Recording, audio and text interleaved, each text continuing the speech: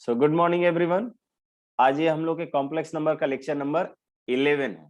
ठीक है, 11 है। नेक्स्ट वीक आपका और लूंगा, नेक्स्ट वीक में पूरा फिनिश हो जाएगा। नेक्स्ट वीक पूरा ले ले कि एक क्लास ले ले, अब मेरे हाथ पर है। ठीक है, क्योंकि अब चाहे तो ये सिलेबस जो है ये एक क्लास, एक से दो क्लास में भी खत्म हो जाएगा।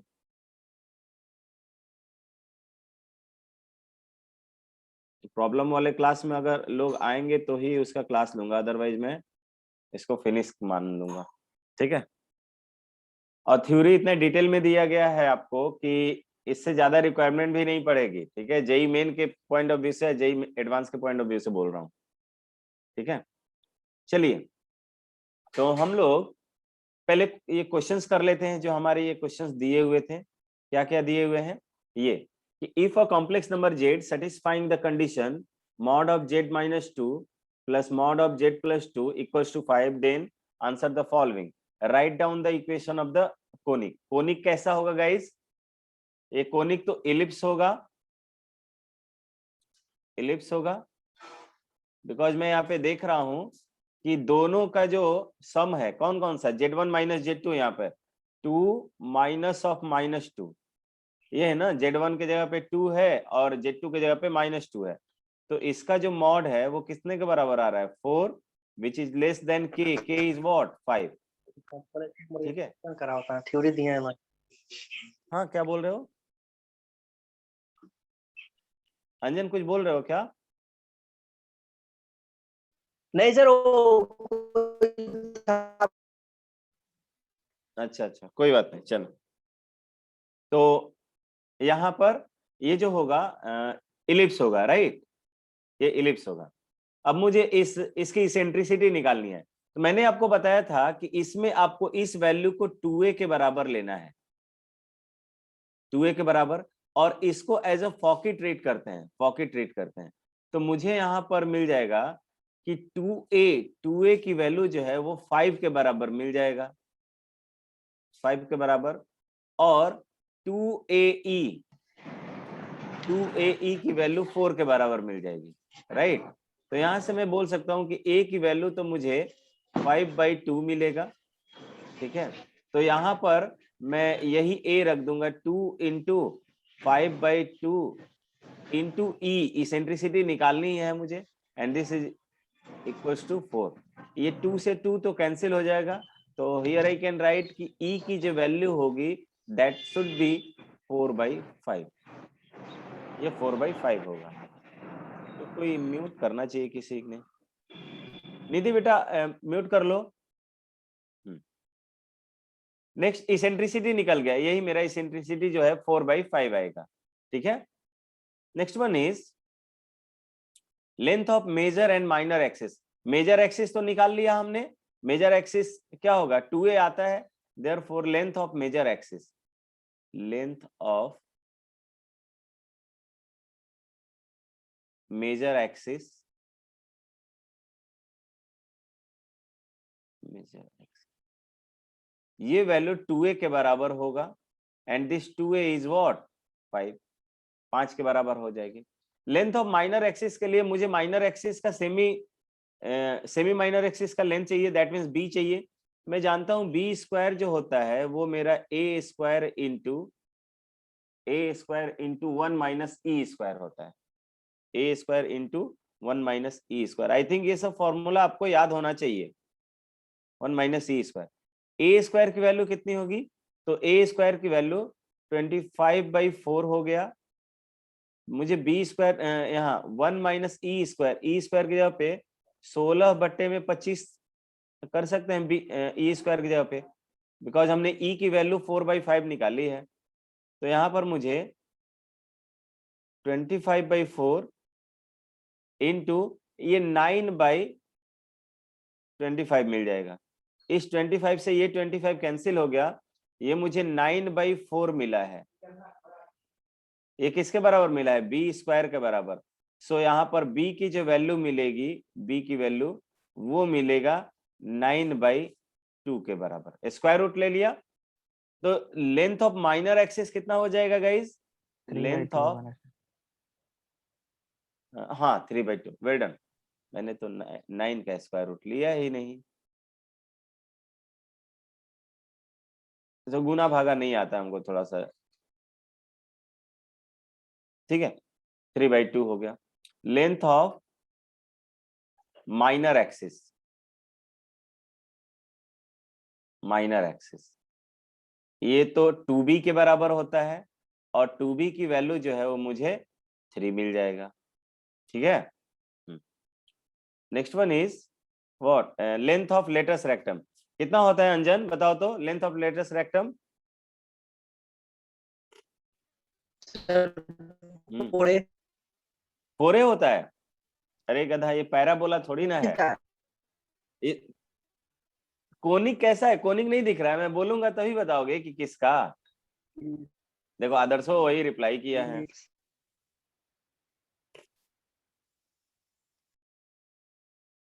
भूल गए? निधि तुम बताओ।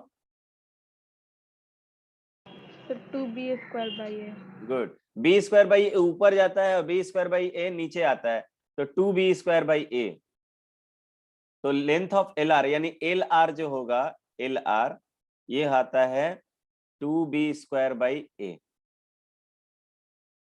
तो यहाँ पे 2 तो हम लिख ही देंगे, b² कितना आया, 3/2 आया, 3/2। a की वैल्यू मुझे कितना मिला है, 5/2। ये 2 से ये 2 कैंसिल हो गया। सर b² 9/4 है ना। ओ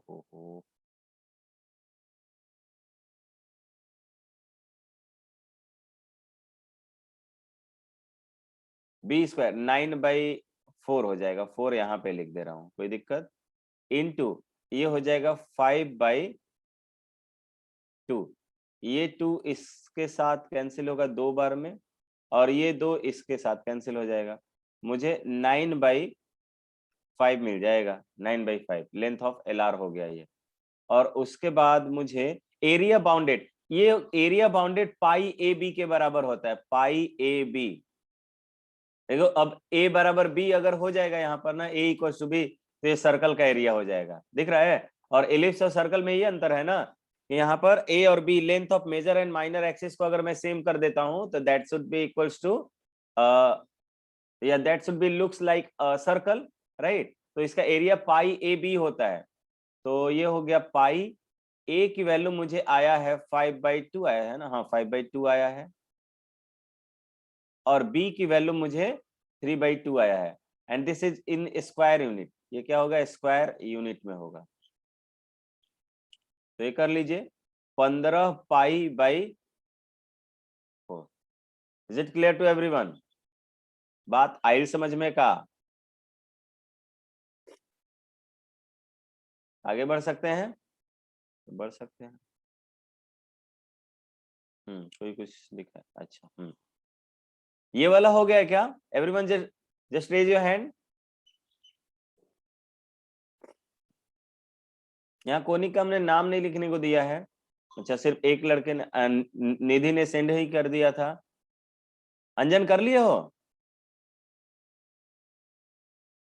अंजन, रिया, दिव्या, सिद्धांत,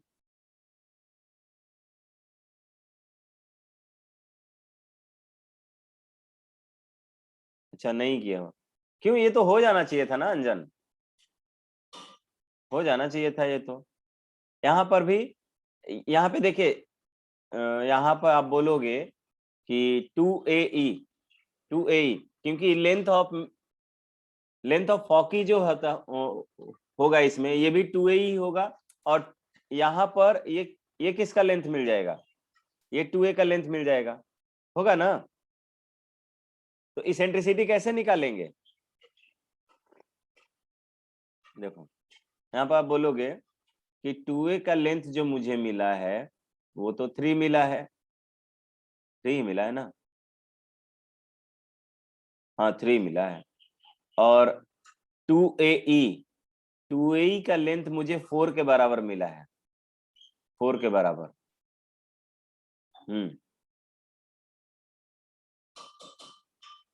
ये 4 के बराबर। तो मैं बोलूंगा कि यहाँ पर AE की जो वैल्यू होगी वो वैल्यू मुझे मिल जाएगी 2, और यहां पर ये ए का वैल्यू मुझे मिल गया 3/2। तो इसेंट्रिसिटी तो सस्ते में निकाल लेंगे हम लोग।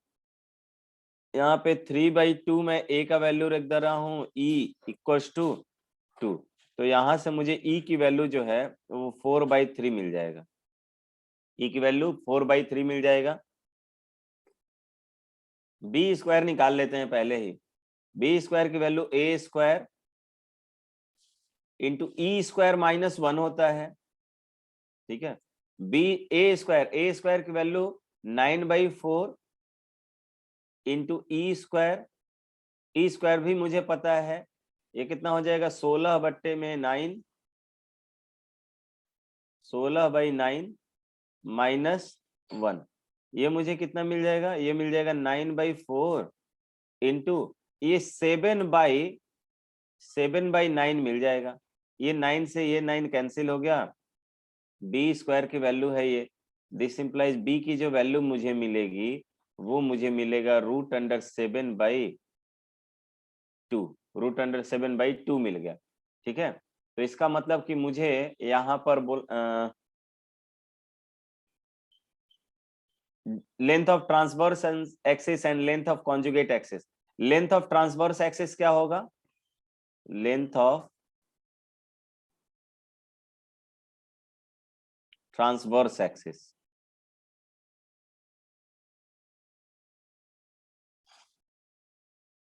Length of transverse axis. यहां पर ए और बी में मुझे लेंथ देखना पड़ेगा। ए और बी में ए का लेंथ ज्यादा है, यानी कि जो हॉरिजॉन्टल वाला एक्सिस होगा वही ट्रांसवर्स एक्सिस होगा, और उसकी वैल्यू तो 2a के बराबर होगी, और 2a के बराबर यानी कि 3 मिल गया। लेंथ ऑफ कॉन्जुगेट एक्सिस कितना हो जाएगा, लेंथ ऑफ कॉन्जुगेट एक्सिस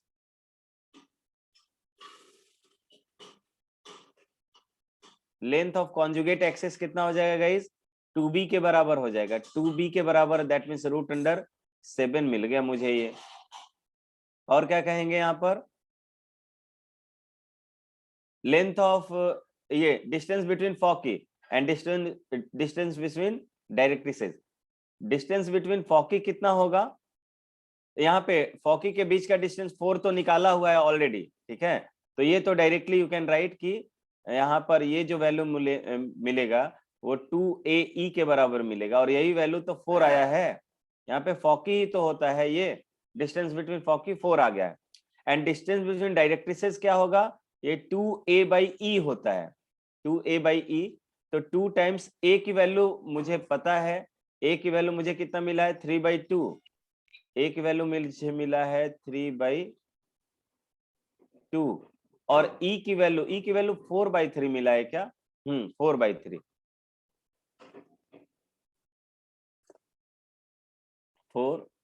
3 ऊपर चला गया। ये 2 से इस 200 को कैंसिल करेगा, 9/4। ठीक है, तो इतना मुझे मिल गया। किसी को समस्या यहाँ तक, आगे बढ़ा जाए क्या, सभी लोग एक बार बता दीजिए। लग रहा है भूतों को पढ़ा रहा हूं मैं, कोई रिप्लाई नहीं आ रहा है, सब सो के। हाँ, एक दो कर रहे हैं, हो गया। अच्छा ठीक है, दिव्या जगी है ना। चलिए आगे बढ़ते हैं। अब हम लोग पढ़ते हैं एक स्पेशल टाइप का लोकस। ध्यान दीजिएगा, बहुत इंपॉर्टेंट, ये हॉट केक है इस समय एग्जाम के लिए, जेई मेन वगैरह के लिए बता रहा हूं आपको। लोकस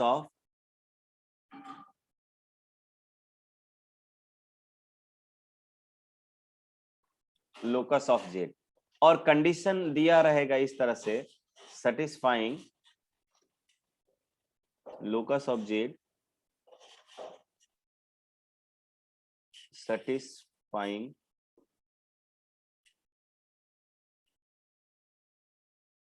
फ्रिज में रख देंगे केक को, अरे चुड़ैल।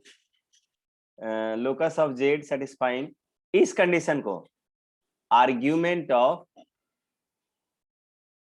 Z minus Z1 upon argument of argument of Z तो दिया हुआ, argument of Z upon Z one,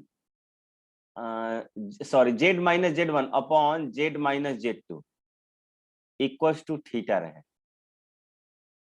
equals to theta रहे। इसका लोकस कैसा होगा ये मुझे देखना है। बात आया समझ में क्या?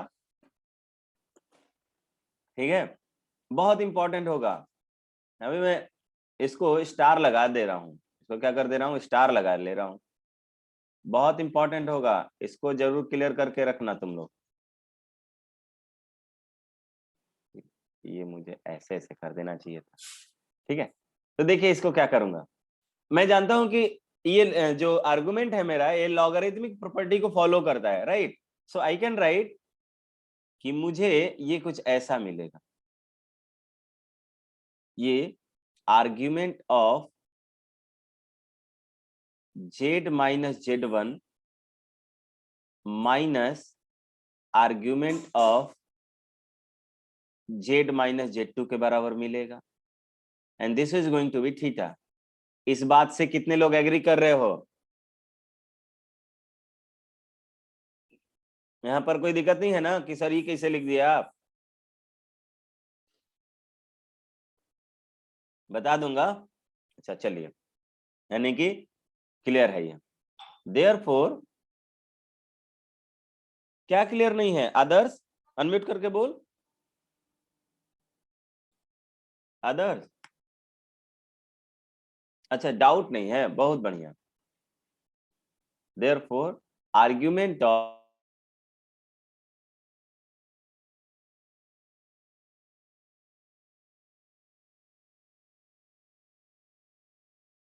सर वीडियो पॉज हो गया और वॉइस भी नहीं आ रहा है।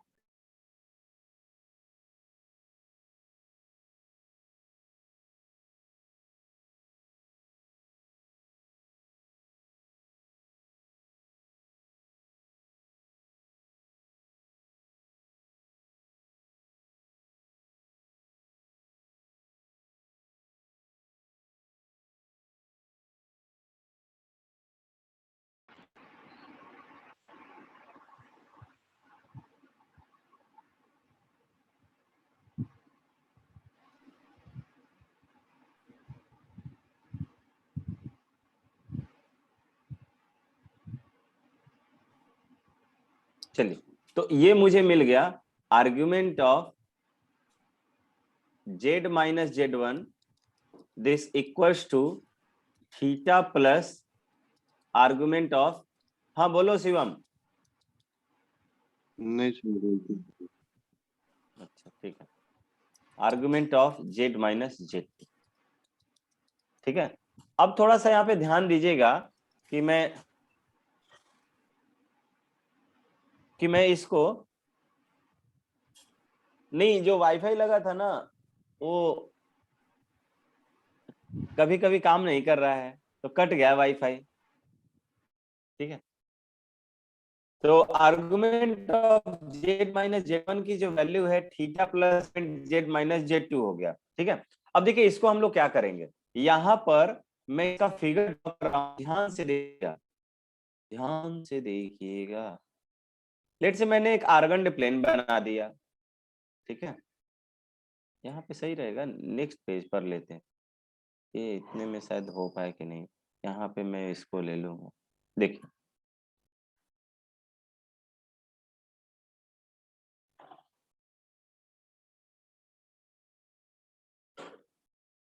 सो देखिए लेट से कि यहाँ पे मैंने एक ये ड्रॉ कर लिया, एक लाइन ड्रॉ कर लिया।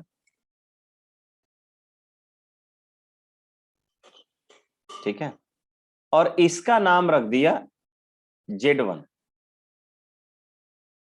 ठीक है, Z माइनस Z1 इसको हमने बोल दिया Z माइनस Z1। तो ये जो लाइन हो जाएगा, ये लाइन हो गया Z माइनस Z1। अब इस यहाँ पे Z1 लिखते रहे। अब इसने बोल रहा है कि ये थीटा एंगल बनाया है, या आप जो भी कह लीजिए, इस एंगल को क्या बोलोगे? सभी लोग चैट में रिप्लाई कीजिए तो, what should B this angle? इस एंगल, ये एंगल क्या होना चाहिए? सभी लोग रिप्लाई कीजिए तो।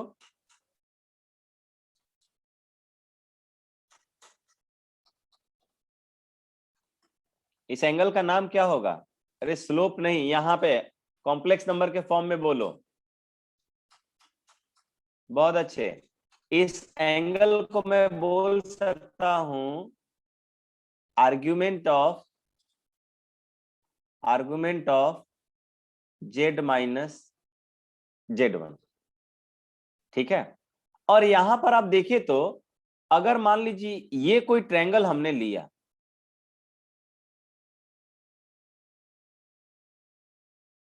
ये कोई ट्रायंगल लिया, इस ट्रायंगल में अगर ये वाला एंगल थीटा है, तो आप जानते हो इस थीटा की वैल्यू इन दोनों सम के बराबर, मान लो ये A है और ये B है,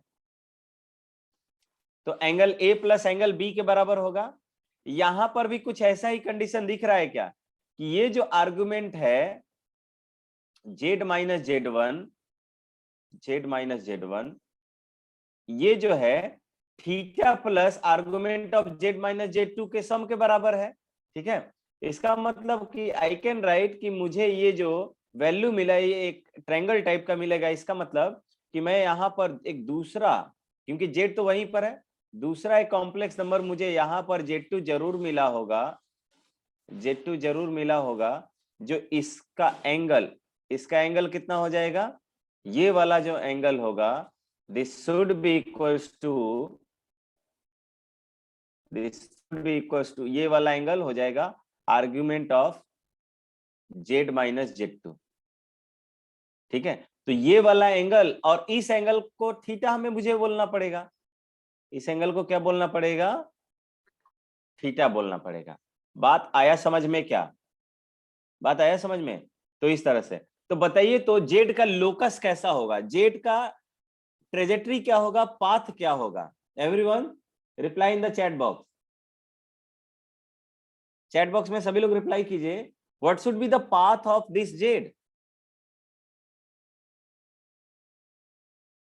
बोल नहीं रहा है कोई। शिवम का आंसर आ गया।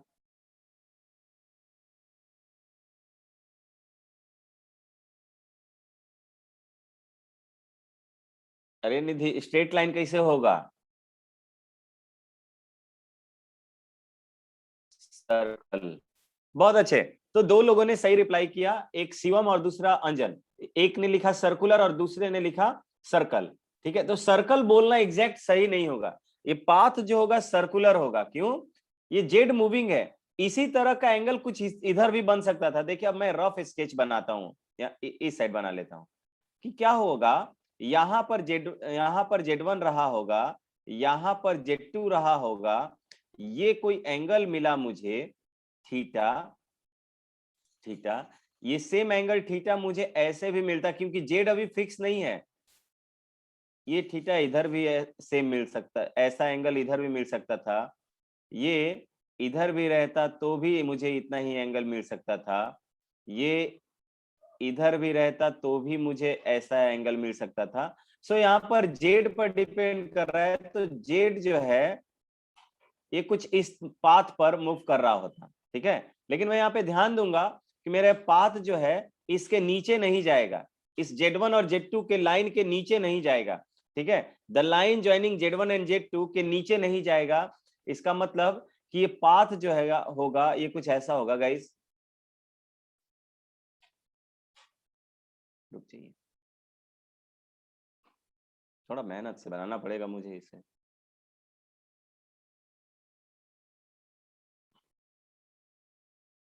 ये सर लैगिंग हो रहा है, सर्कुलर सर लैगिंग। अच्छा मेरा वीडियो लैग हो रहा है क्या? वीडियो क्लियर नहीं आ रहा है क्या सभी को?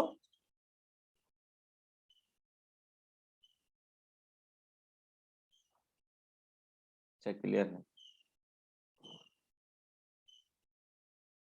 ये इस तरह से जाएगा, मैंने बहुत बड़ा बना दिया है, इस तरह का सर्कुलर पाथ बनाएगा। ठीक है। तो लोकस ऑफ जेड क्या होगा गाइस, मैं यहां पर लिख दूंगा कि लोकस ऑफ जेड होगा, locus of Z is a circular arc, a circular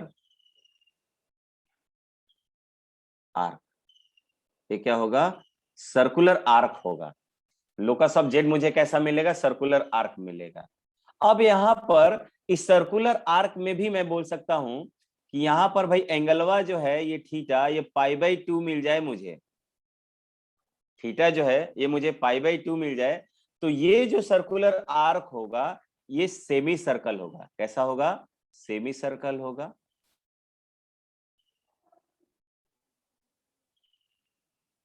semi circle होगा, ठीक है। ये थीटा मेरा ग्रेटर देन π/2 होगा, तो बताइए कैसा होगा आर्क। और थीटा अगर लेस देन π/2 होगा तो ये कैसा? ऑर्डर में लिखो तो पहले वाले का सर्कुलर आर्क कैसा होगा, दूसरे वाले का सर्कुलर आर्क कैसा होगा? ऑर्डर वाइज लिखे, जिस ऑर्डर में मैंने लिखा हुआ है। आद्यवा है कि चली गई? उसी से पूछ लेते हैं। आद्या बता तो।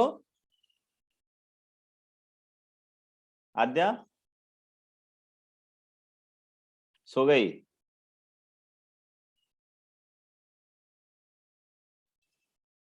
शिवम का आंसर आ गया। और लोग रिप्लाई कीजिए भाई।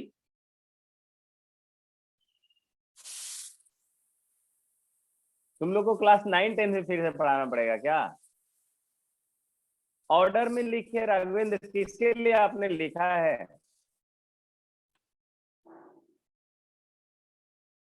थर्ड का सर्कल, ये कैसा रिप्लाई है आदर्श?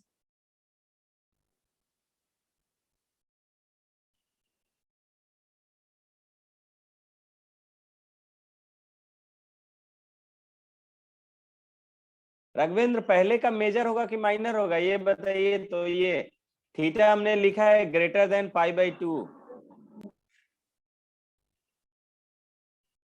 यहाँ पे कैसा आर्क बनेगा?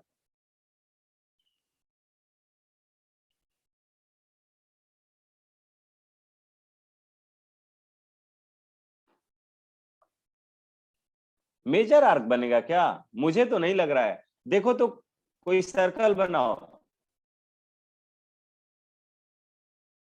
यहां हमने सेमी सर्कल बना लिया, मान लो यहाँ पे माइनर आर्क ले लिया। इस माइनर आर्क के थ्रू एंगल बनाइए तो ये सॉरी ये मेजर आर्क हो गया, ऊपर वाला मेजर आर्क हो गया। मेजर आर्क के थ्रू एंगल 90 से छोटा बनता है ना।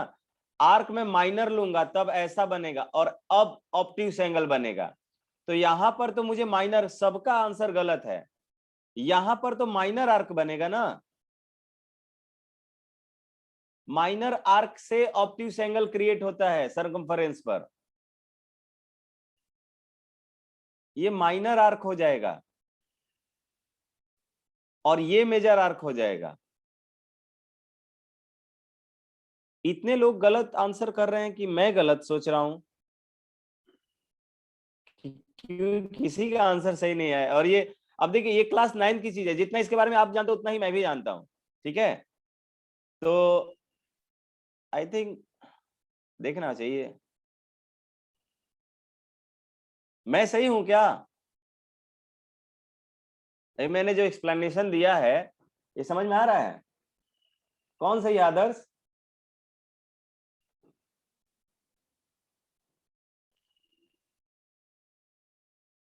ठीक है, तो यही वाला सही है जो मैंने लिखा हुआ है, ठीक है। मेजर आर्क के थ्रू ऑब्ट्यूस एंगल क्रिएट नहीं होगा। हाँ, ऑब्ट्यूस एंगल क्रिएट नहीं होगा, ये क्या होगा? एक्यूट ही होगा। माइनर आर्क लेंगे तब छोटे में जाकर ये रहेगा यहां से, तब ये ऑब्ट्यूस एंगल बनता हुआ दिखाई देगा, ठीक है। तो यहां पर ये मुझे यही वाला एंगल ये सही है। तो यहां पर कभी कभी आर्क आपको पहचानने को दे देगा कि इस तरह का होगा, तो ये ज्योमेट्री कैसा होगा। तो ज्योमेट्री जो होगा सर्कुलर आर्क होगा, और ये एंगल देखकर आप डिसाइड करोगे कि ये सर्कुलर आर्क कैसा होगा। This circular arc is obtuse और सेमी सर्कल और माइनर, ये माइनर सर्कल या माइनर सर्कुलर पार्ट, ठीक है। तो इस तरह का ज्योमेट्री होगा। अब मैं इसका यूज चलिए एक दो क्वेश्चन कर लेता हूँ। सर Z1 और Z2 एक्स एक्सिस पे ही लाइक करेगा, ये जो नहीं नहीं नहीं, ये कहीं मैंने बस ऐसे हॉरिजॉन्टली दिखाने के लिए, ये तो कहीं पर भी आर्गन प्लेन में इधर भी हो सकता था ना, ठीक है। यहाँ पे मतलब एंगल सर वो दिखाने जो के लिए वो जो आप स्ट्रेट लाइन बनाए हो उस पे लाई करेगा, अगर वो इधर साइड लाई कर रहा है तो। कौन सा बेटा? ये सर जो वो रियल एक्सिस है ना, ये आर्गुमेंट दिखाने के लिए मैंने यूज किया था। अगर मुझे आर्गन प्लेन करके दिखाना होता तो Z1 यहाँ पर लिखा लेता, Z2 यहाँ पे लिख देता, और मुझे ये लाइन यहाँ पर बनाना पड़ता, ऐसे बनाना पड़ता, ठीक है। और फिर मैं कहता कि Z मेरा इधर होता, इस तरह से होता, ठीक है। ये मेरा Z हो जाता, ये Z माइनस Z1 होता, और ये Z minus Z argument of Z minus Z1 होता, ये argument of Z minus Z2 होता, और ये थीटा होता। अब क्लियर है? और यहाँ पर ये सर्कल जो होगा ये ऐसा होगा, इसके नीचे नहीं आएगा, ये इसके नीचे नहीं आएगा, ये आगे समझ में? यस सर आ गया। इसको हटा दे रहे हैं। तो अब मुझे यहाँ से एक दो क्वेश्चंस कर लेना चाहिए, ठीक है। तो पहले मैं ज्योमेट्री से ही रिलेटेड दूंगा, कि आपको ज्योमेट्री से ही दूंगा, ये सीट मैं आपको सेंड कर दूंगा, ठीक है। ये ना ऐसा क्वेश्चन है जिसमें आप पूरे का पूरा चैप्टर रिवीजन कर लोगे। 50 क्वेश्चन का ये सीट है और पूरा चैप्टर रिवीजन हो जाएगा इसमें। तो कहाँ गया भाई? हाँ मिल गया। लिखिए argument of Z minus Z1। Question है ड्रॉ द लोकस ऑफ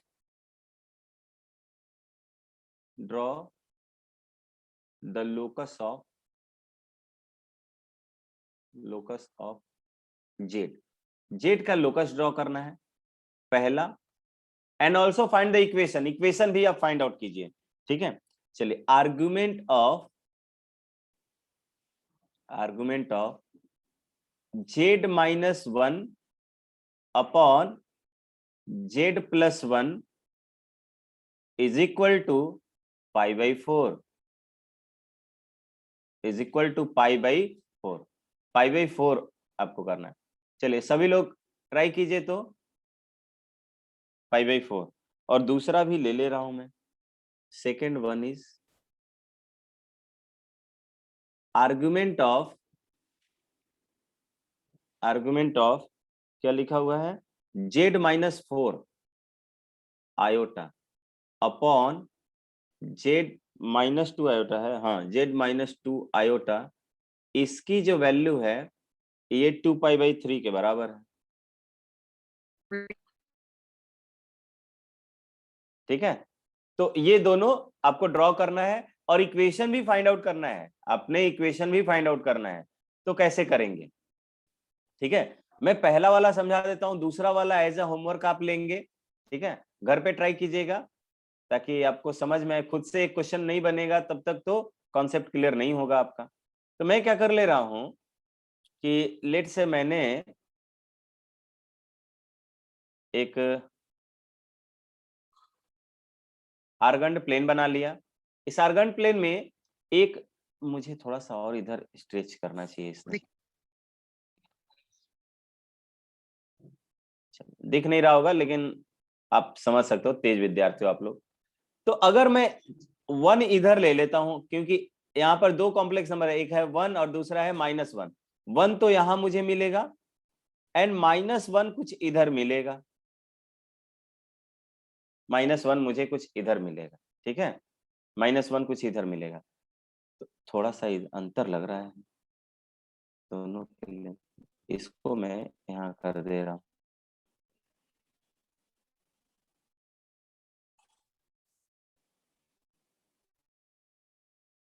ठीक है।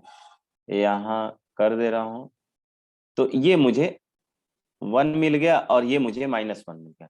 अब देखो तो Z कहाँ लाई करेगा, देखो एकदम सिमेट्रिकल है, तो Z is something here. Z जो होगा y एक्सिस पर लाई करना चाहिए, तभी तो ये जाकर, ये देखिए एंगल अब कैसा बनता हुआ दिखेगा, एंगल मुझे बनता हुआ दिखेगा ये ऐसा और ये ऐसा, इस तरीके का, ठीक है। तो मेरा जो सर्कुलर आर्क बनेगा वो कुछ ऐसा बनेगा,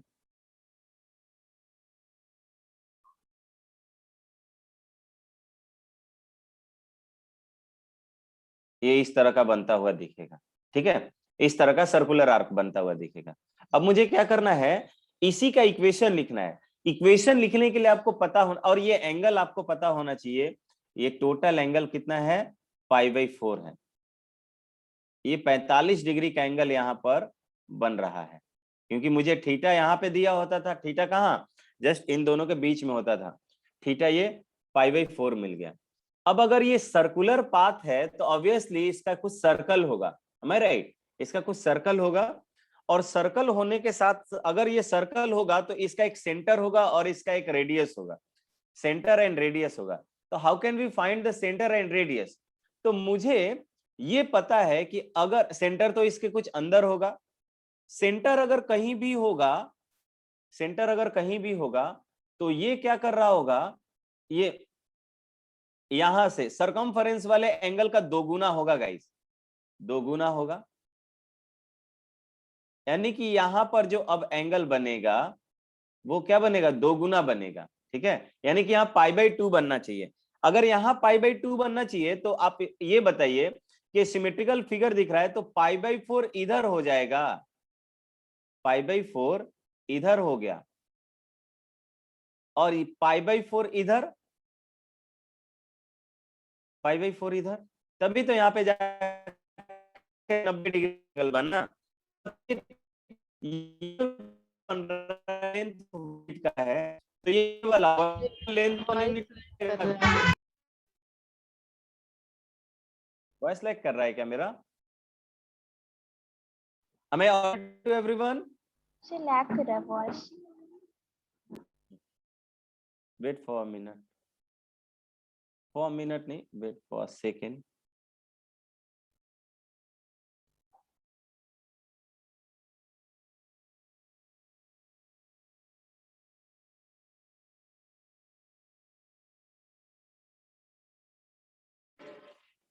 अब हो जाएगा, अब तुरंत हो जाएगा, मैंने वाईफाई से कनेक्ट कर लिया है, आ गया होगा वाईफाई, ठीक है। Just wait for 30 second, then it will be fine, I think so, ठीक है। तो ये 1 हो जाएगा, तो ये वर्टिकल जो लेंथ होगा वो भी 1 हो जाएगा। तो मैं बोल सकता हूं कि जेड माइनस आयोटा, ये ऊपर गया और ये इमेजिनरी एक्सिस है, तो जेड माइनस आयोटा का मॉड जो है वो रेडियस के बराबर हो जाएगा। रेडियस का √2 हो जाएगा, यहाँ पर रेडियस जो है ये ब्लू लाइन वाला रेडियस होगा। ये वर्टिकल लेंथ 1 है, ये हॉरिजॉन्टल लेंथ 1 है, तो ये देखिए कुछ ऐसा आपको मिला है, ये कुछ ऐसा मिला है, तो यही तो रेडियस का काम कर रहा है, रेडियस का, तो रेडियस √2 हो जाएगा क्या? Is it clear to everyone? ये आया सभी को समझ में कि जे mod of Z minus iota equal to √2, ठीक है। अब मुझे यहां पर एक कंडीशन अप्लाई करना पड़ेगा, ये अभी पूरा का पूरा सर्कल हो गया, पूरा का पूरा सर्कल हो गया। मैं यहां पर बोलूंगा कि इमेजिनरी पार्ट ऑफ जेड, देखिए जितना भी पार्ट मुझे मिला है सर्कल का that is above the real axis, तो मैं बोलूंगा कि मेरा इमेजिनरी पार्ट ऑफ जेड है वो ग्रेटर देन 0 है। इमेजिनरी पार्ट ऑफ जेड क्या है, 0 से बड़ा होना चाहिए, क्योंकि नीचे मैं जाऊंगा तो इमेजिनरी पार्ट ऑफ जेड 0 से क्या होने लगेगा, छोटा होने लगेगा। तो is it clear to everyone? तब ये जाकर सर्कुलर पाथ बनेगा। Now this is exactly a circular path, right. आगे बढ़ सकते हैं क्या हम? दूसरा वाला क्वेश्चन ऐसे ही ट्राई करोगे? हाँ बोल। सर वो Z minus iota is equal to √2 कैसे लिखे हैं, एक बार फिर से बता दे। देखो सेंटर, मैं सेंटर निकालने जा रहा हूं। अच्छा बोल, देख मैं इस वाले ज्योमेट्री को अलग कर रहा हूं, देखना किस वाले ज्योमेट्री को, देखो सेंटर √2 होगा, ये समझ गया। सेंटर √2 होगा कि रेडियस √2 होगा? सर वही रेडियस। तो ये सेंटर 1 नहीं हो जाएगा? ये यहाँ पर ये एक्स एक्सिस के ऊपर 1 यूनिट पर सेंटर लाई करेगा, ये पता चल गया? Yes sir. तो 1 यूनिट के ऊपर लाई कर रहा है तो वो इमेजिनरी एक्सिस है ना, तो 1 नहीं, आयोटा के साथ उसको रिप्रेजेंट करेंगे ना 1 को। सर वो जेड माइनस आयोटा कैसे लिखे हैं? तो सर अब तुम ये भूल गई, सर्कल का इक्वेशन कैसे लिखती थी? Z minus alpha equal R नहीं लिखते थे क्या हम लोग? यस सर समझ गए। इसके फॉर्म में लिखा है हमने, इसके फॉर्म में। तो मुझे अल्फा चाहिए यानी सेंटर चाहिए था, ये अल्फा क्या होता था, सेंटर होता था, और ये रेडियस होता था। तो रेडियस और सेंटर मिल गया तो मैं इस फॉर्म में लिख दिया। अब ये पूरा सर्कल रिप्रेजेंट कर रहा था, लेकिन मुझे ये पूरा सर्कल तो नहीं मिलेगा, ये सर्कुलर पाथ ही मिलेगा, यानी कि ऊपर वाला पार्ट ही मिलेगा। ऊपर वाले पार्ट को जस्टिफाई करने के लिए मैंने बोल दिया कि इमेजिनरी पार्ट ऑफ जेड जो होगा वो मेरा ग्रेटर देन 0 मिलेगा। ठीक है, आगे बढ़ते सर हैं। यही लोकस होगा, हाँ यही लोकस होगा, तो यही मतलब इक्वेशन, इक्वेशन होगा। हाँ यही इक्वेशन होगा। और लोकस तो दिख ही गया, लोकस का मतलब ट्रेजेक्टरी दिखाइए, तो मैंने ट्रेजेक्टरी दिखा दिया, and the equation of that trajectory is this one. ठीक है, आगे बढ़ लेते हैं भाई। आगे बढ़ने, हाँ यहाँ पे भी एक क्वेश्चन करते हैं, दूसरा वाला बनाइएगा, दूसरा वाला ग्राफ बनाइएगा। एक ये क्वेश्चन, ये जेई एडवांस में आया हुआ क्वेश्चन है। ठीक है, आईआईटी जेई के जब नाम से था तब। मैं पूरा एग्जैक्ट लैंग्वेज नहीं लिख रहा हूँ, इसका ओरल लैंग्वेज लिख दे रहा हूँ कि उसमें कहना क्या चाहता था। कह रहा था कि if Z1 equals to 10 + 6 iota है, Z1 equals to 10 + 6 iota, and Z2 equals to 4 + 6 iota, 4 + 6 iota, and argument of Z minus Z1 upon Z minus Z2 की वैल्यू जो है वो π/4 है। कह रहा है क्या है, π/4 है। देन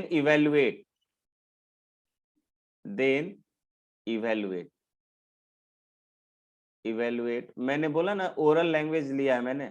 इवेल्युएट क्या उसमें डिमांड कर रहा था, इवेल्युएट करना था Z - 7 - 9 आयोटा, इसकी वैल्यू इवेल्युएट करनी थी वहां पर।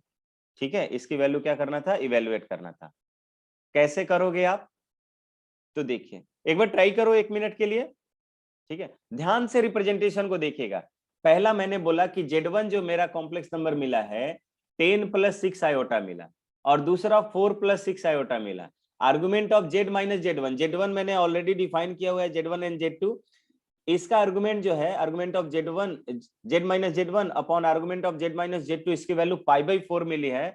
देन मुझे इवेल्युएट करना है Z - 7 - 9 आयोटा को। How can we find this? देखिए मैं क्वेश्चन पे बाद में डिस्कस करता हूं, मैं थ्योरी, स्ट्रॉन्ग थ्योरी डिलीवर करने में बिलीव करता हूं। सो इस थ्योरी से लगना चाहिए। अगर आपने ज्योमेट्री को पूरा अभी तक जितना मैंने आपको बताया है वो पूरा आप समझ पा रहे होगे, देन आप समझ जाओगे इसको इजीली।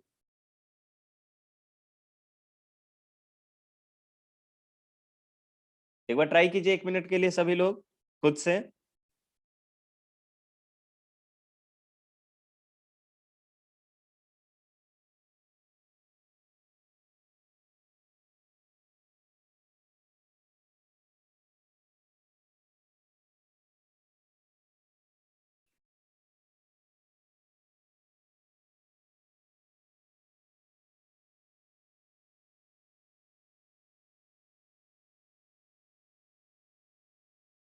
चलिए, तो देखिए मैं ये कह सकता हूं, पहले मैं एक आर्गन प्लेन बना लेता हूं। ध्यान से देखिएगा ज्योमेट्री यहाँ पे। बहुत अच्छे राघवेंद्र, गुड वन, सही आंसर है।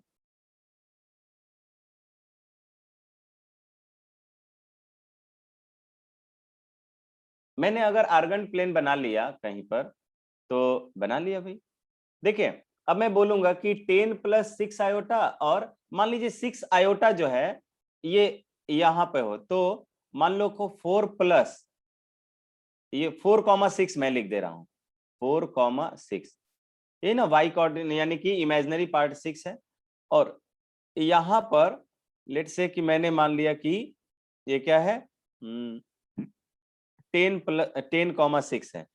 दोनों का हाइट सेम रहेगा, ध्यान रहे y एक्सिस में दोनों का हाइट सेम रहे, क्योंकि दोनों का ये जो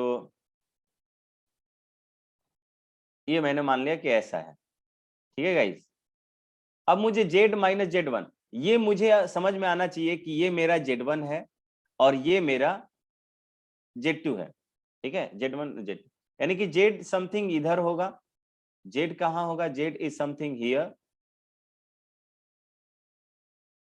Z समथिंग यहां होगा। तो मैं इस Z के साथ Z1 को पहले ड्रॉ कर दे रहा हूं और Z के साथ इस Z2 को डिनोट कर दे रहा हूं, ठीक है।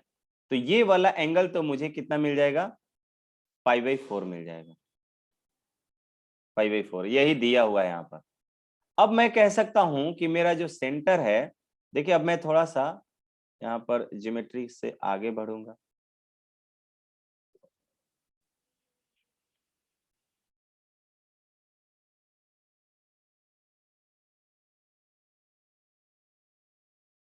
ठीक है। ऐसा मैंने क्यों किया, ताकि आपको पता चले एग्जैक्टली कि ये वाला पॉइंट मेरा कौन सा होगा। ये वाला पॉइंट देखो तो इन दोनों का मिड पॉइंट होगा, मिड पॉइंट होगा तो 4 + 10 14, 14 डिवाइडेड बाई 2, तो 7,6 ही हो जाएगा क्या, ये हाइट तो सेम है तो 7,6 हो जाएगा, ठीक है। इसका मतलब कि सेंटर जो है इस मिड लाइन के ऊपर हो जाएगा, ठीक है, मिड लाइन के ऊपर हो जाएगा। And now I can write कि मुझे यहाँ पर ये वाला एंगल कितना मिलेगा, ये मैं ये भी देखना चाहता हूँ। ये एंगल अब जहां पर सेंटर होगा, सेंटर मान लेता हूं कि सेंटर से इसको मैंने ज्वाइन किया, मैं सेंटर से इसको ज्वाइन कर रहा हूं, सेंटर से, तो ये वाला एंगल ऑफ कोर्स मुझे कितना मिल जाएगा, π/4 मिल जाएगा, π/4। अब ये एंगल π/4 मिला, तो इसके पहले वाले में π/4 एंगल तभी मिलता है जब उसका लेंथ और परपेंडिकुलर दोनों सेम हो। यहां पर आप देख सकते हो कि बेस जो है बेस और परपेंडिकुलर सेम हो, बेस मेरा 3 है यहाँ पर, तो अगर मेरा परपेंडिकुलर भी 3 हो जाएगा तो मैं कहूंगा कि सेंटर जो है 7,6 के जस्ट 3 यूनिट ऊपर मिल रहा है, यानी कि ये वाला जो होगा ये सेंटर ऑफ द सर्कल होगा। सेंटर ऑफ द सर्कल क्या हो जाएगा, 7,9, और ये रेडियस कितना हो जाएगा, तो ये बेस 3 है और परपेंडिकुलर भी 3 है, तो रेडियस जो हैगा 3√2 मिल जाएगा। तो आप इसको बोल सकते हो कि Z माइनस 7 + 9 आयोटा, इसका जो मॉड होगा ये किसके बराबर होगा, ये बराबर होगा कितना, 3√2 के, क्योंकि रेडियस के बराबर होगा। और यही तो आपने चाहिए था, Z माइनस 7 माइनस 9 आयोटा, इसकी जो वैल्यू है 3√2 हो जाएगी। एक एक्स्ट्रा कंडीशन और पूछा था कि और Z के बारे में, एक क्यों पैराग्राफ में ये क्वेश्चन पूछा था, ध्यान दीजिएगा। यहाँ पे एक एक्स्ट्रा कंडीशन क्या होगा, राघवेंद्र बताइए तो, what should be the extra condition that we should apply here. मुझे क्या एक्स्ट्रा कंडीशन अप्लाई करना चाहिए यहाँ पर, कोई बताएगा क्या, एनीवन। यहाँ पर मैं बोल सकता हूं कि ऑफ कोर्स ये सर्कुलर पाथ तो होगा गाइस, ये circular sir imaginary part greater than 9 होगा। 9 होगा, ये तो यहां तक आएगा ना, यहां तक मेरा सर्कल कहां तक आएगा, ये सर ये से ग्रेटर देन 6 होगा। बहुत अच्छे, ये सर्कुलर पाथ मेरा कुछ यहां तक आएगा, तो आई कैन राइट कि मेरा इमेजिनरी पार्ट ऑफ Z जो होगा this should be greater than 6, 6 से बड़ा होना चाहिए, या 6 पर भी आके रुक सकता है, 6 पर भी बड़ा होना, 6 या 6 से ज्यादा होना चाहिए, ठीक है। तो इस तरह का कंडीशन ये अप्लाई करेगा, आया समझ में। अब देखिए इसके एप्लीकेशन से मैं आपको एक दो चीजें बताऊंगा, तो लिखिए concyclicity of 4 points,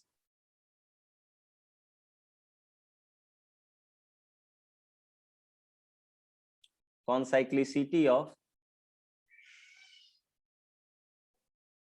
4 points, 4 point जो है वो कॉन्साइक्लिक होंगे, उसके लिए कंडीशन मुझे चाहिए भाई। What should be the condition that 4 points Z1, Z2, Z3 and Z4 are concyclic?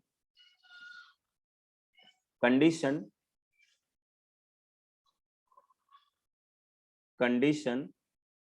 for which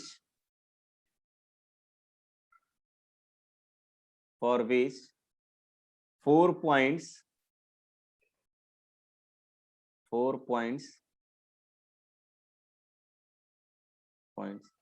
Z1, Z2, Z3 and Z4।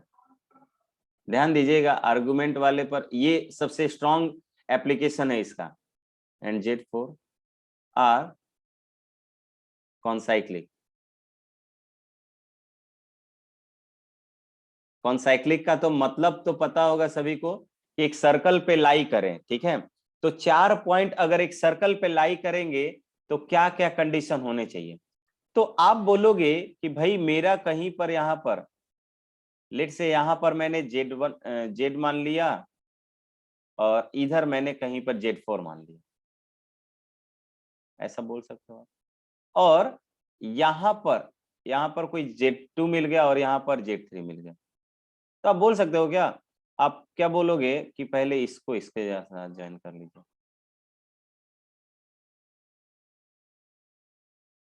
ठीक है। इसको थोड़ा सा और आपने नीचे करना चाहिए, या पहले मैं एक सर्कल बना ही लूं क्या, पहले सर्कल बना के 4 पॉइंट दिखा देता हूँ, ये ज्यादा बेटर होगा, ठीक है। सर्कल बनाना चाहिए मुझे।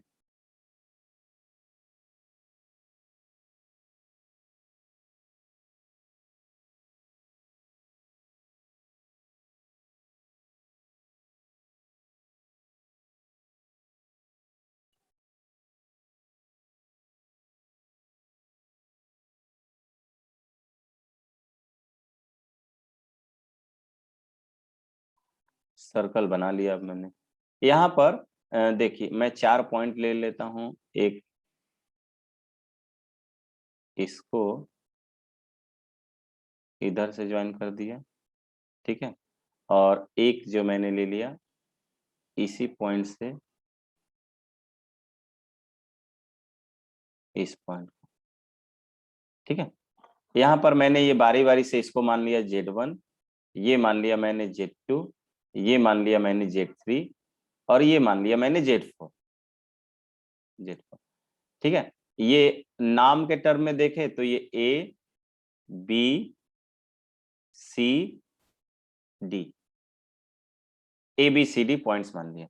तो अगर ये चारों कॉन्साइक्लिक होंगे तो यू कैन राइट कि अगर ये एंगल थीटा है तो इहो तो भाई साहब थीटा ही होंगे, ठीक है। ये थीटा है तो ये भी भाई साहब थीटा होंगे, यानी कि आप बोलोगे कि एंगल ए बी डी की जो वैल्यू होगी वही एंगल ए सी डी की भी रही होगी। और अगर ये ए बी डी ये वाला एंगल कैसे लिखोगे, इसको आप लिख सकते हो क्या कि this can be written as argument of Z2 minus Z1, Z2 minus Z4 ना, Z4 divided by Z2 minus Z1। ये बात आया क्या समझ में सभी को। एंड ये वाला लिखोगे आप, देखोगे पहले राइट हैंड साइड वाला होता था आर्गुमेंट ऑफ ये क्या हो जाएगा Z3 minus Z4 divided by Z3 minus Z1। गलत बोल रहा हूं क्या मैं, इतना हो जाएगा। यहां तक सभी को क्लियर है क्या, ये कैसे लिखा हमने, एनीवन? बोल नहीं रहे हो भाई तुम लोग।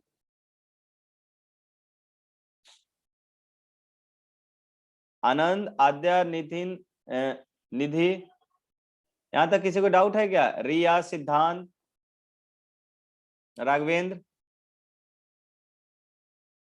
क्लियर है। अब देखिए इसको इस साइड लेके आते हैं, इसको इस साइड लेके आऊंगा, थोड़ा सा एक्सप्रेशन बड़ा दिखेगा, लेकिन प्रोसेस मुझे समझना है। Argument of Z2 minus Z4 divided by Z2 minus Z1 minus argument of Z3 minus Z4 divided by Z3 minus Z1 is going to be 0। ये क्या हो जाएगा, 0 मिल जाएगा। अब अगर ये डिवीजन में आया है, ये माइनस में आया तो डिवीजन में आ जाएगा। इसका मतलब कि ये क्या हो जाएगा, this can be written as argument of, देखिएगा उस साइड लिख दे क्या, उस साइड लिख दे रहे हैं, ये ज्यादा बेटर होगा, यहाँ पे सही नहीं रहेगा। थोड़ा सा एक्सप्रेशन याद करना पड़ेगा। Z2 माइनस Z4 लिखा हुआ है। मैं लिखूंगा इसको, ये argument of Z2 minus Z4 divided by Z2 minus Z1, यही है ना, Z2 minus Z4 upon Z2 minus Z1, और इधर दिया हुआ है मुझे Z3 minus Z4 whole divided by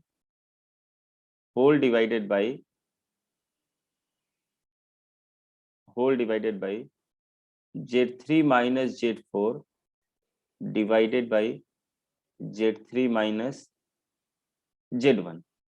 Z3 minus Z1 था, हाँ ठीक है। ये वैल्यू मुझे क्या मिल जाएगा, ये वैल्यू मुझे 0 के बराबर मिल जाएगा। नाउ आई विल राइट, थोड़ा सा देखिए इसको मैं लिखता हूं कि आर्गुमेंट ऑफ, ये ऊपर चला जाएगा और ये नीचे चला आएगा, तो मैं लिख सकता हूं Z2 argument of Z2 minus Z4 into argument of Z3 minus Z1 whole divided by Z2 minus Z1 Z3 minus Z4, इसका जो वैल्यू है वो 0 है। अब आप जानते हो मैंने आपको लिखवाया कि अगर आर्गुमेंट ऑफ Z जो है वो 0 है, इसका मतलब कि Z क्या होगा, रियल होगा, और Z रियल होगा तो दिस इंप्लाइज Z की वैल्यू Z बार के बराबर होगी। ये बात बताया गया है कि आपको कि Z अगर रियल होगा तो Z equal to Z bar के बराबर होगा। Is it clear to everyone? तो मैं यहाँ पे कहूंगा therefore Z2 minus Z4 into Z3 minus Z1 divided by Z2 minus Z1 Z3 minus Z4, इसकी वैल्यू जो है इसी कॉम्प्लेक्स नंबर के कॉन्जुगेट के बराबर होगी, और इन सब में कॉन्जुगेट लगाएंगे तो कॉन्जुगेट अलग अलग डिस्ट्रीब्यूट हो जाएगा। तो देखिए मैं डायरेक्टली लिख देता हूं Z2 bar minus Z4 bar into Z3 bar minus Z1 bar whole divided by Z2 bar minus Z1 bar और इनटू ये मुझे मिल जाएगा Z3 bar minus Z4 bar. Is it clear to everyone? ये बात आया समझ में क्या? तो दिस इज द प्रोसेस। ये पूरा रिजल्ट नहीं याद करेंगे बट देखेंगे कि क्या क्या स्टेप्स लिए गए हैं। आपको जब भी कॉन्साइक्लिसिटी निकालनी हो तो ये जो अभी मैंने कॉन्सेप्ट बताया सर्कुलर आर्क वाला, argument of Z minus Z1 upon argument of Z minus Z2, यही वाला कंडीशन अप्लाई करके आप इसको क्लियर करोगे। ठीक है, इसी तरह से प्रोसीड होगा। Is it clear to everyone? एक बार थम्स अप कर दीजिए so that we will move for the next part. कितना टाइम? अभी टाइम तो है हमारे पास, ठीक है, हाँ टाइम है अभी हमारे पास, ठीक है। चलिए अब आते हैं ऑर्थोगोनलिटी ऑफ सर्कल्स पे।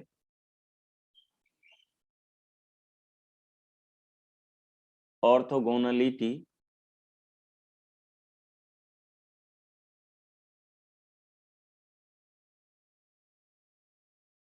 Of to circles. दो सर्कल जो है ऑर्थोगोनल होंगे, टू सर्कल्स कर लीजिए, ऑर्थोगोनल होंगे, इसके लिए कंडीशन क्या होना चाहिए? कॉम्प्लेक्स फॉर्म में, ठीक है।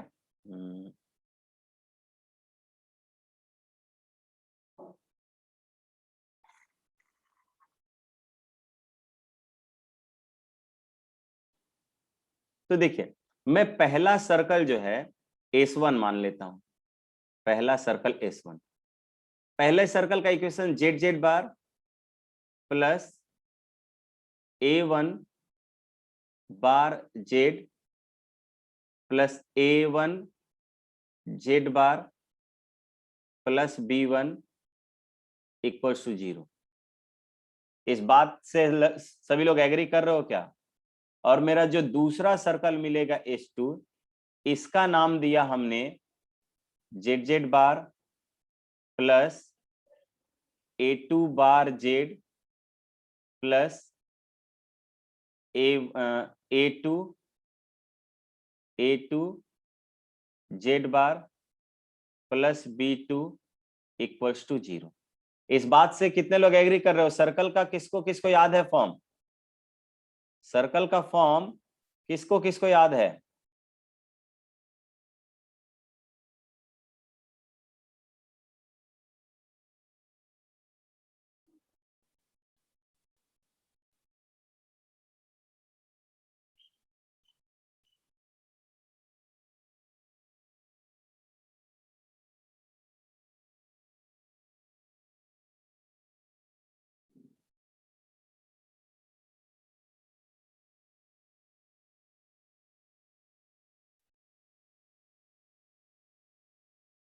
चलिए ये मान लेते हैं कि दो सर्कल है मेरे पास, ये मेरे पास दो सर्कल है, ठीक है। अब मैं इसमें चाहता हूं कि मुझे ये दोनों सर्कल ऑर्थोगोनल मिले। ऑर्थोगोनल के लिए मैंने आपको कंडीशन बताया था, ठीक है। यहाँ पर मान लीजिए ये पहले सर्कल का सेंटर रहा होगा, इसको मैं ग्रीन वाले से, ये पहले सर्कल का सेंटर मान लीजिए C1 रहा होगा, और यहाँ पर मुझे दूसरे वाले सर्कल का सेंटर C2 मान लीजिए मिला होगा। यहाँ पे आप जानते हो कि मैं इसके साथ ज्वाइन कर लेता हूँ,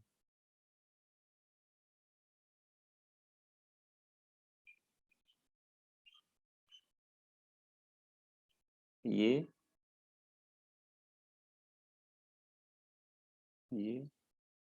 इसको भी इससे साथ ज्वाइन कर देता हूँ। ये वाला मुझे π/2 मिलना चाहिए, ये मुझे π/2 मिलना चाहिए। एग्जैक्ट मैंने नहीं लोकेट किया है, क्योंकि आपको एग्जैक्ट मैंने सर्कल में बताया हुआ है पूरा एग्जैक्ट तरीके से, तो उससे आप कंपेयर कर सकते हो यहाँ पर, ठीक है। तो मैंने आपको बताया अगर ये पॉइंट P हो जाए, तो मैंने आपको बताया था कि दोनों यानी कि R1 square plus R2 square equals to D square. D क्या होता था? Distance between them. मैं यहाँ पे ये बोलूंगा कि फॉर ऑर्थोगोनलिटी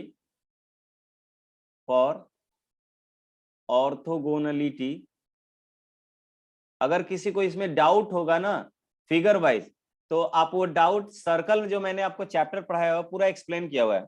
अब चूंकि यहाँ पे उतना फिगर सही से ड्रॉ नहीं हो पाएगा, ठीक है, ये थोड़ा मेरे साथ यहाँ पे प्रॉब्लम होगा। अदरवाइज मैं जानता हूँ और जो एंगल बिटवीन टू कर्व जो होता है वो angle between their point of tangency, यानी कि angle between their tangent at that point होता है। यानी कि इस पॉइंट पर P पॉइंट पर अगर मैं जो टेंजेंट ड्रॉ करूंगा ना, लाइक इस तरह से, एक बार देखिए, फिर भी मैं ब्लू वाले लाइन से एक बार ड्रॉ करके दिखाना कोशिश कर रहा हूँ।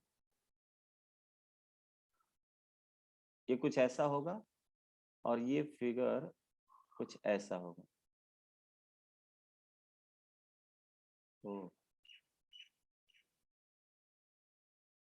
ये कुछ ऐसा होगा, यानी कि इसके इधर, यानी कि ये मान सकते हो कि अगर π/2 है तो ये भी π/2 है, वर्टिकल अपोजिट एंगल लिख, ठीक है। फिर भी फिगर मैंने आपको बता दिया है, तो आप उसी से देख लीजिए।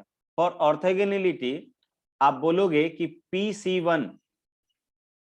P से C1 का स्क्वायर प्लस PC2 का स्क्वायर इक्वल्स टू C1C2 का स्क्वायर। इन दोनों का स्क्वायर मिलेगा गाइस, ठीक है। PC1 क्या होगा? पहले का रेडियस हो गया, यानी कि आप इसको बोल सकते हो कि R1 square plus R2 square equals to D2 square, यानी D स्क्वायर बोलेंगे, D square distance between their circle their centres. R1 क्या होगा? यानी अब बताइए तो, यहां पे आप जानते हो कि पहले वाले का रेडियस R1 ये क्या होता था? Root under mod of A का होल स्क्वायर माइनस B1 होगा क्या? और R2 मेरा क्या मिले, और यहां पर सेंटर क्या मिलेगा? सेंटर की अगर मैं बात कर लेता हूं, लेट से C1, सेंटर क्या मुझे मिलेगा, वो कोफिशिएंट ऑफ जेड बार मिलता था, coefficient of Z bar A1 है, पहले वाले का सेंटर -A1 मिला, और इस वाले की बात करेंगे हम तो R2 की वैल्यू मुझे मॉड ऑफ यहाँ पे A1 मैं कर दूंगा, मॉड ऑफ A2 का स्क्वायर माइनस B2 मिल जाएगा, और इसका सेंटर C2 जो मिला वो -A2 मिल जाएगा। तो ये वाला वैल्यू जो हो जाएगा, इसका स्क्वायर कर लेंगे R1 का स्क्वायर, सो मुझे ये मॉड ऑफ A1 का स्क्वायर मिल गया माइनस B1 और प्लस मॉड ऑफ A2 का स्क्वायर मिल गया माइनस B2 मिल गया, और इधर साइड में mod of A1 minus A2 लिख लेते हैं, A1 माइनस A2 के मॉड का square. Is it clear to everyone?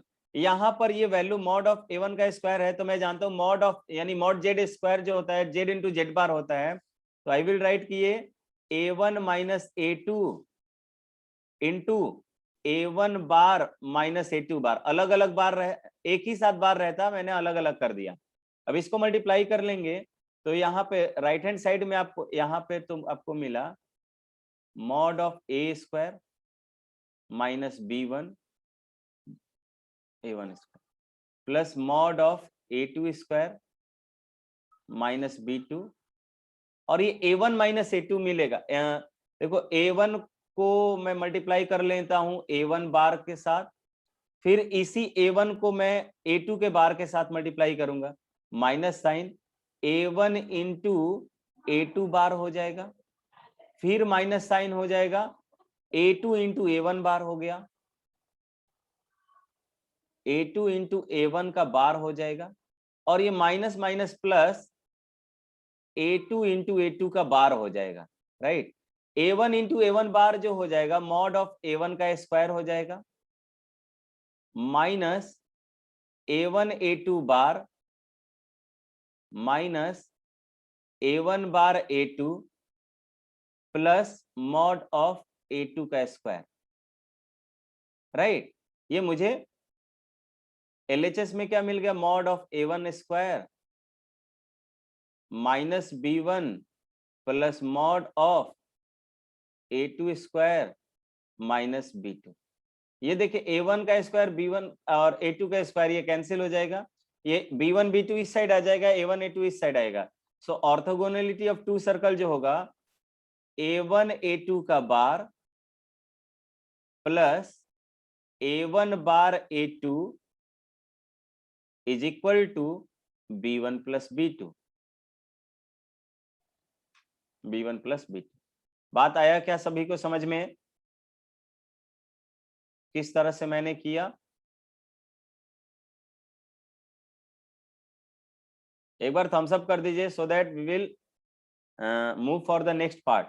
I think सबने समझ में आया होगा। निधि, राघवेंद्र, रवि, रिया, सिद्धांत, सहमति बनाइए एक बार कि क्या ये क्लियर है। आद्यवा क्लियर कर दी, वाह, मन खुश हो गया। पढ़ रही है आद्या लग रहा है, नहीं?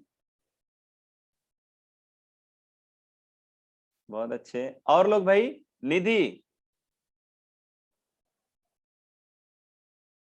सहमति है, यानी कि एग्री कर रहे हो, ठीक है। आगे बढ़ते हैं। रोटेशन ऑफ कॉम्प्लेक्स नंबर देख के थ्योरी खत्म कर दे क्या आज? थ्योरी वाला पार्ट खत्म कर देंगे, रोटेशन पूरा तो नहीं खत्म हो पाएगा, नहीं खत्म हो पाएगा पूरा। चलिए पहला वाला पार्ट देख लेते हैं, ठीक है। मिसलेनियस पार्ट बचा हुआ है। अब मैं कंबाइंड जो चीज कुछ टॉपिक तो नहीं छूटा हुआ है, रोटेशन टॉपिक सिर्फ छूटा हुआ है, बाकी कुछ जैसे लाइन का हम लोगों ने सीख लिया है कि लाइन वगैरह कैसे करेंगे, स्लोप वगैरह कैसे निकालेंगे, ये सब थोड़ा सा मुझे सीखना है। तो चलिए, एक rotation of complex number topic है, तो उसको मैं क्वेश्चन वाले पार्ट में स्लोप वगैरह निकालने का कर लूंगा, ठीक है, क्वेश्चन वाले पार्ट में। So next idea is rotation of complex number. ये बहुत इंपॉर्टेंट टॉपिक होगा and this is only for JEE advance, ठीक है। जेई मेन में एप्लीकेशन का हल का यानी डायरेक्टली पूछ देता है, लेकिन जेई एडवांस में आपका इसको आपसे इसका एप्लीकेशन पूछेगा, और वहां पे बहुत ही स्ट्रांग होना चाहिए आपका, इस पार्ट पे बहुत कमांड होना चाहिए, तभी आप इसको समझ पाओगे। तो देख लीजिए, यहाँ पे हम लोग सिर्फ रोटेशन ही नहीं, नेक्स्ट पार्ट में यहाँ से आगे कंटिन्यू करेंगे, जो पार्ट यहाँ पे छूट जाएगा, rotation of complex number and its application, ठीक है, ये टॉपिक ही होगा। तो लिख लीजिए rotation of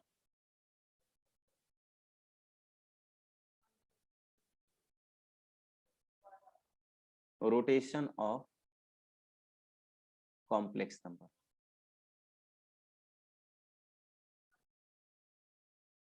complex number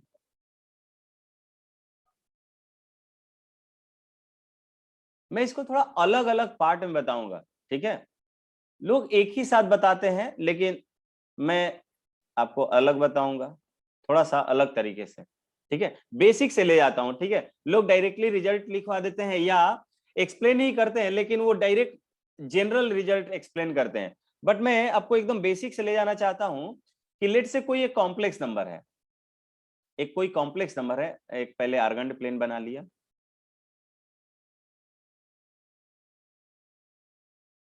argon plane, और यहां पर मान लिया कि आपको कोई कॉम्प्लेक्स नंबर दिया हुआ है ग्रीन कलर से,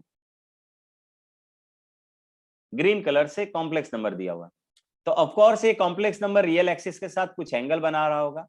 मैं क्या कर रहा हूं, इस कॉम्प्लेक्स नंबर को ज्वाइन कर दिया और बोल दिया कि भाई साहब ये कॉम्प्लेक्स नंबर जो है ये थीटा एंगल बना रहा है, थीटा एंगल बना रहा है। तो आप बोलोगे कि अगर ये रियल एक्सिस के साथ थीटा एंगल बना रहा है, तो बहुत आसानी से मैं बोल सकता हूं कि मुझे इस जेड की जो वैल्यू है वो mod of Z into E to the power iota theta मिल रहा है। ये बहुत आसानी से आप लिख सकते हो। अब मैं पहला केस ये चाहता हूं, rotation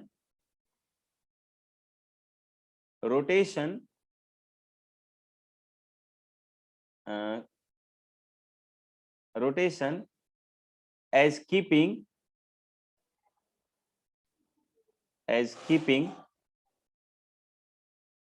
its modulus, its length fixed। मैं रोटेशन चाहता हूं भाई, लेकिन मैं ये नहीं चाहता हूं कि इसका लेंथ वगैरह चेंज कर जाए, तो लेंथ मैं फिक्स रखना चाहता हूं पहले बार में, ठीक है। तो रोटेशन तो मैं चाहता हूं, लेकिन मैं चाहता हूं कि इस कॉम्प्लेक्स नंबर का जो लेंथ है, यानी कि जो ओरिजिन के साथ जो डिस्टेंस है इसका, वो चेंज ना करे। तो मैं क्या कहूंगा कि आफ्टर रोटेशन ये जो ग्रीन कलर है, ये ग्रीन यानी कि ये जो कॉम्प्लेक्स नंबर जो है जेड, वो ये मिल जाए।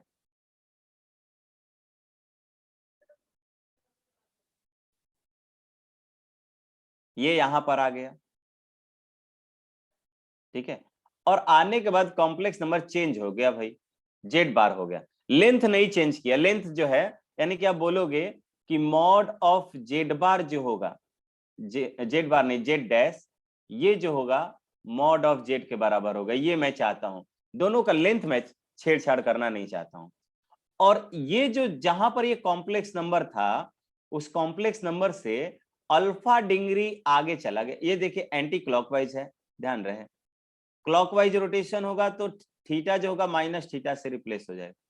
ये अल्फा डिग्री आगे चला गया, क्या हो गया, अल्फा डिग्री आगे चला गया। अब बताइए तो, अब अगर इस जेड बार को लिखना होगा, जेड डैश को लिखना होगा, तो आप कितना लिखोगे? आप लिखोगे कि भाई साहब इस जेड डैश ने अब टोटल जो एंगल बनाया वो थीटा प्लस अल्फा बनाया। तो आप बोलोगे कि this Z dash is nothing but this is mod of Z dash. में जिस कॉम्प्लेक्स नंबर को लिखना होता था उसका modulus into E to the power iota theta plus alpha. बात आया क्या समझ में सभी को? बात आया क्या सभी को समझ में? बोल नहीं पा रहे हो आप लोग? हाँ रिप्लाई कीजिए, मजा आएगा लेक्चर में, मजा आएगा रिप्लाई करोगे तो, ठीक है। अदरवाइज ऐसा मुझे लगेगा कि मैं भूतों को पढ़ा रहा हूं, मैं ऐसे निकल जाऊंगा। फिर ट्राई करता हूं कि निकलूं ना ऐसे। हाँ हाँ राघवेंद्र, अभी मैं उसी पर आने वाला हूं।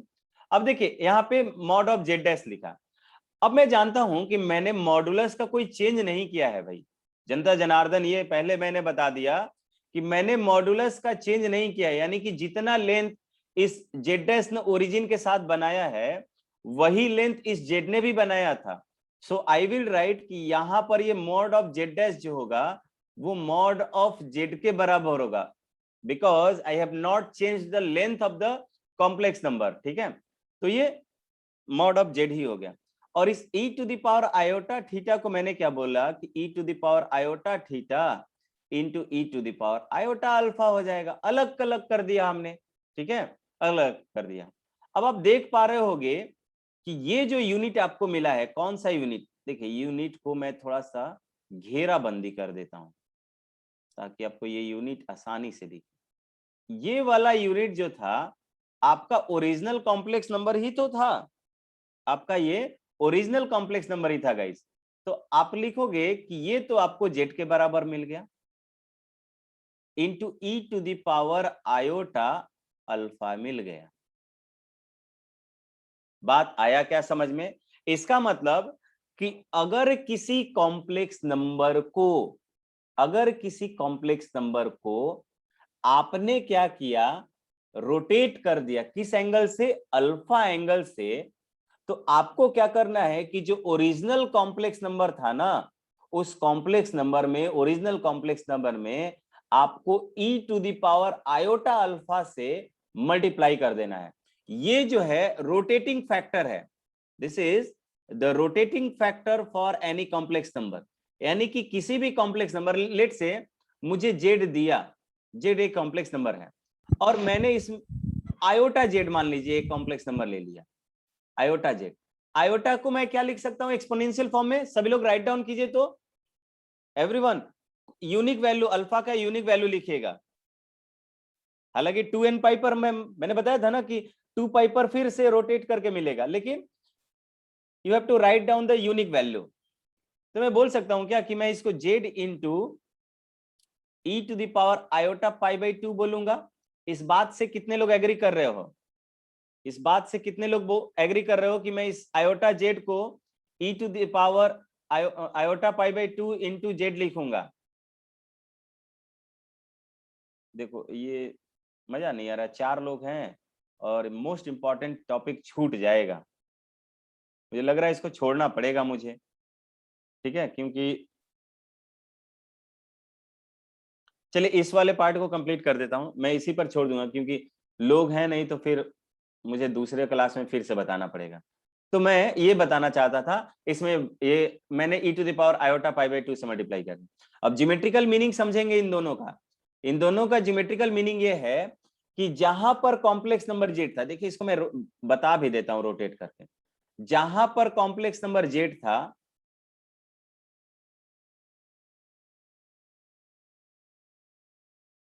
लेट से कि इनिशियली जेड मेरा यहां पर था, तो आपने बोला कि सर ओरिजिन के साथ ये कोई भी एंगल बना रहा होगा, लेट से थीटा एंगल बना रहा था, कोई भी एंगल बना रहा था, ये इनिशियली क्या है, जेड है, इनिशियली क्या है, जेड है। अब आयोटा जेड का मतलब क्या हो गया? आयोटा जेड का मतलब हो गया कि इसी, मतलब आयोटा जेड वहां पर होगा, इसका लोकेशन वहां पर शिफ्ट हो जाएगा जो इसके साथ पाई बाई 2 का एंगल बनाएगा। तो देखिए पाई बाई 2 का एंगल तो कुछ ऐसे बनता है, पाई बाई 2 का एंगल कैसे बनेगा, ऐसे बनेगा, और लेंथ मैंने चेंज नहीं किया, तो जितना लेंथ इधर था उतना ही लेंथ इधर।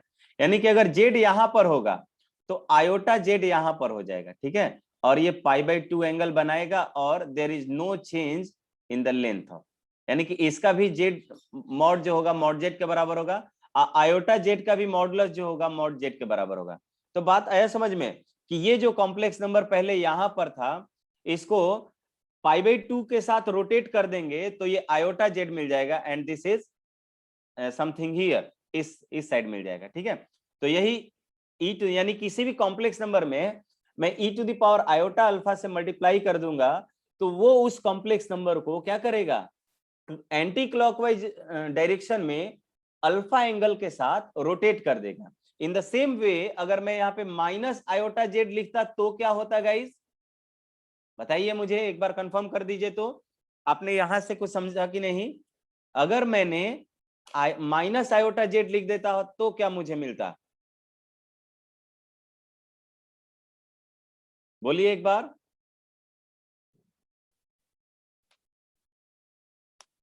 बहुत अच्छे। क्लॉकवाइज डायरेक्शन में मुझे π/2 एंगल मिलता, तो देखिए मैं यहाँ पर सीधे इस ऐसे ही करता, इस डायरेक्शन में मुझे कहीं पर मिल जाता, और ये माइनस आयोटा पाई हो आयोटा जेड हो जाता है समझ में। तो आज का क्लास यहीं पे रोकते हैं, क्योंकि नेक्स्ट क्लास में मुझे इसको फिर से एक्सप्लेन करना पड़ेगा, क्योंकि 3 लोग हो ही, ठीक है। तो नेक्स्ट क्लास में मिलते हैं। बहुत इंपॉर्टेंट टॉपिक होगा ये रोटेशन ऑफ कॉम्प्लेक्स नंबर, और यहाँ से जेईई एडवांस में क्वेश्चन तो दिखना ही दिखना है, ठीक है। अगर क्वेश्चन नहीं दिखा है डायरेक्ट, तो इसका एप्लीकेशन वगैरह कुछ ना कुछ में दे देगा कि इतने से रोटेट किया जा रहा है। नहीं तो ये इसके पहले जो आर्गुमेंट वाला जो हमने पढ़ा सर्कुलर वाला पार्ट, वो वाला दे देगा, ठीक है। तो बहुत इंपॉर्टेंट टॉपिक है, हॉट केक्स है ये सब जेईई के लिए, ठीक है। तो इसको थ्योरी को एक बार इसको क्लियर कीजिए। जो भी आपके मॉड्यूल के क्वेश्चन है जेईई मेन एंड आरचिप्स, उसको ट्राई कीजिए। नेक्स्ट क्लास से हम लोग मिसलेनियस टाइप के जो प्रॉब्लम में भी मिलते जाएंगे उसको देखेंगे, इसको कंप्लीट करने के बाद, और क्वेश्चंस भी देखते जाएंगे। तो नेक्स्ट 2 से 3 क्लास क्वेश्चंस पे देखेंगे हम लोग, तो आपको पता चलेगा कि क्वेश्चन को किस तरह से अटेम्प्ट कर रहे हैं, राइट। सो मिलते हैं नेक्स्ट क्लास में। Bye bye everyone.